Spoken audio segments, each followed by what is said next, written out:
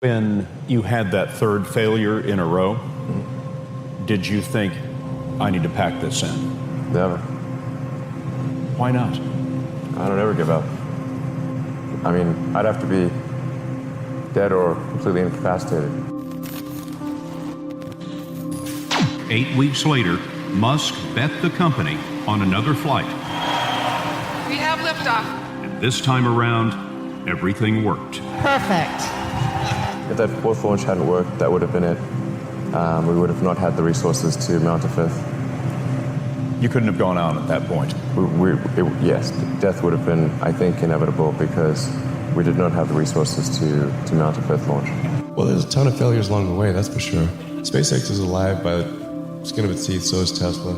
For SpaceX, the first 3 launches failed, and we're just barely able to scrape together enough parts and money to do the fourth launch. If that fourth launch had failed, we would have been dead. So multiple failures along the way. I tried very hard to get the right expertise in for SpaceX.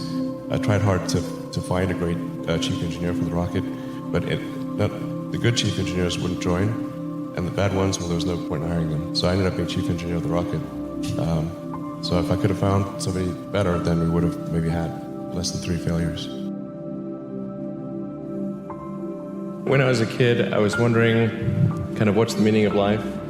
Like, why are we here? What's it all about? And I came to the conclusion that what really matters is trying to understand the right questions to ask.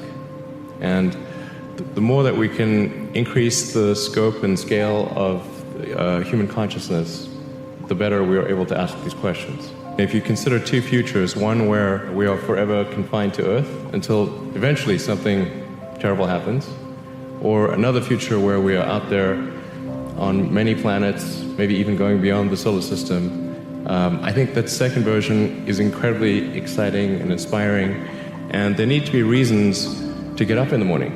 You know, life can't just be about solving problems. Otherwise, what's the point? There's got to be things that people find inspiring and make life worth living.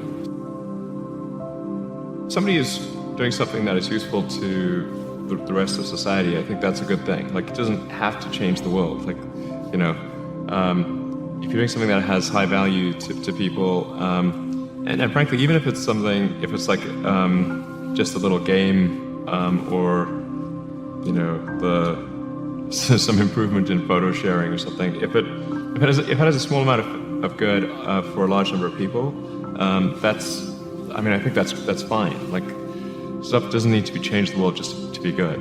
Whatever this thing is that you're trying to create, what would be the utility delta compared to the current state of the art times how many people it would affect?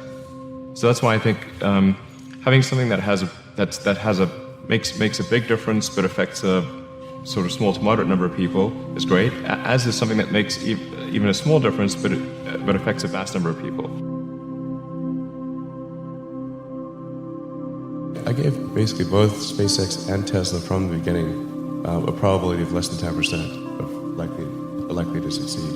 In the beginning, I wouldn't even let my friends invest because I didn't want to lose their money. I thought it was like, you know, I'd rather lose my own money. We almost did die at SpaceX, actually. So I budgeted for 3 flights. I mean, technically, I did have a plan where I had the money from PayPal. I had like about 180 million from PayPal. And I thought, you know, I'll allocate half of that to SpaceX and Tesla and Solar City, and that should be fine. I'll have 90 million, like, it's just lots, you know. But then what happened is things cost more and took longer than I thought. So I had a choice of either put the rest of the money in or the companies are going to die. And it's like, so I ended up putting all the money in and borrowing money for rent from friends. Yeah, 2008, we had the 3rd consecutive failure of the Falcon 1 rocket for SpaceX. Tesla almost went bankrupt. We closed our financing round 6 p.m. Christmas Eve, 2008. It was the last hour of the last day that it was possible. We would have gone bankrupt 2 days after Christmas otherwise. And I got divorced. That was like rough, man. Permanent scar tissue there. If things had just gone a little bit the other way, both companies would be dead. And I like one of the most difficult choices I have ever faced in life was in 2008. I think I had maybe $30 million left, or $30 or $40 million left in 2008. And I had two choices. I could put it all into one company, and then the other company would definitely die, or split it between the two companies. But if I split it between the two companies, then both might die. And when you put your blood, sweat, and tears into creating something, or building something, it's like a child. So it's like, which one am I going to let one starve to death? I couldn't bring myself to do it, so I split the money between the two. Fortunately, thank goodness, they both came through.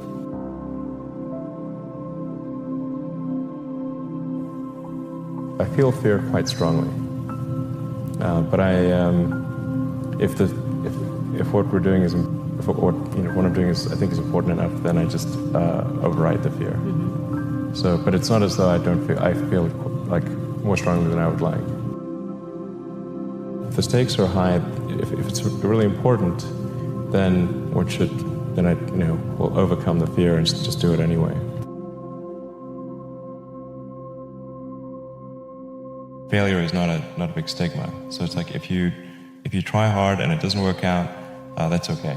Like you can learn from that and do another company, and it's not a big deal.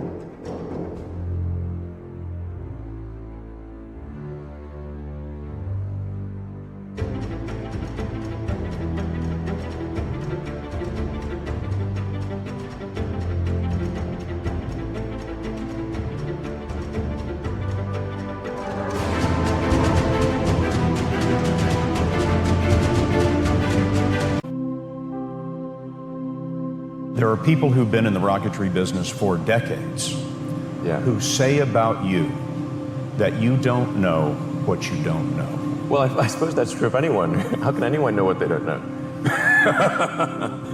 Critics say you can't do this. Your answer to them is, we've done it.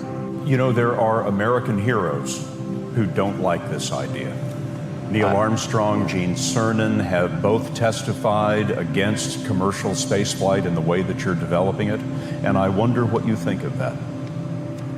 I was very sad to see that, because those guys are, those guys are heroes of mine, so it's really tough. I wish they would come and visit and see the hardware that we're doing here. And I think that would change their mind.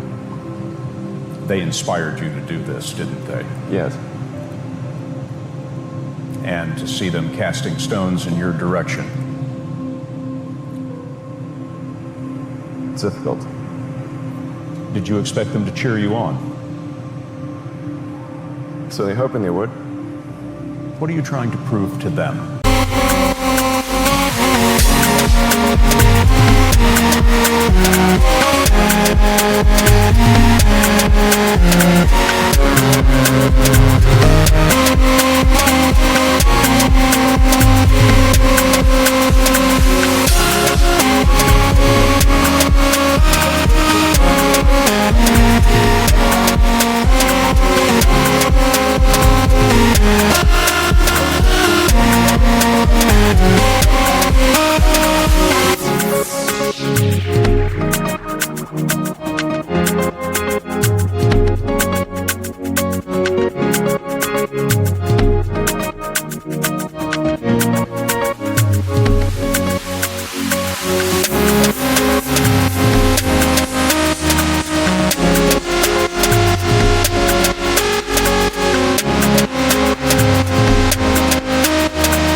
Trying to do is to make a significant difference in spaceflight and help make spaceflight accessible to almost anyone.